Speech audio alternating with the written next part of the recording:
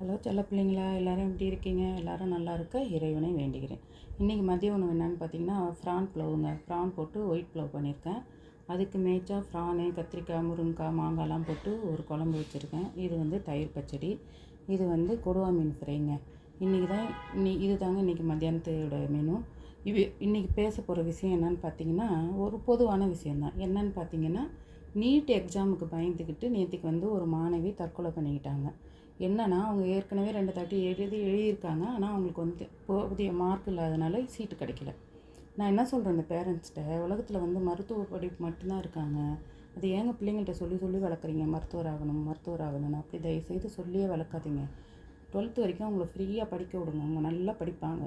படிச்சுட்டு 12த்துக்கு அப்புறம் அவங்களுக்கு என்ன மைண்டில் தோணுதோ அந்த படிப்பை அவங்க எடுத்து படிக்கட்டும். அதுக்கு நீங்கள் சப்போர்ட் பண்ணுங்கள். கண்டிப்பாக நம்ம பிள்ளைங்கள்லாம் ஜெயிச்சிருவாங்கன்ற நம்பிக்கையை உங்கள் பிள்ளைங்க மேலே வைங்க. கண்டிப்பாக இந்த உலகத்தில் எத்தனையோ படிப்பு இருக்குதுங்க. எவ்வளவோ இன்ஜினியரிங்லாம் இருக்குது, டீச்சர் ட்ரைனிங் இருக்குது, எவ்வளவோ இருக்குதுங்க. எது படித்தாலும் பிள்ளைங்க மேலே வந்துடுவாங்கங்க. ஏன்னா இந்த உலகம் முன்னேறிக்கிட்டே இருக்குது. நம்ம இருந்த காலத்தில் இப்போ யாருமே இல்லை. அடுத்தடுத்த கட்டத்தை நோக்கி எல்லோரும் நகர்ந்துக்கிட்டே இருக்காங்க. அதனால் பிள்ளைகளை இதுதான் ஆகணும்னு சொல்லி சொல்லி வளர்க்காதீங்க தயவுசெய்து.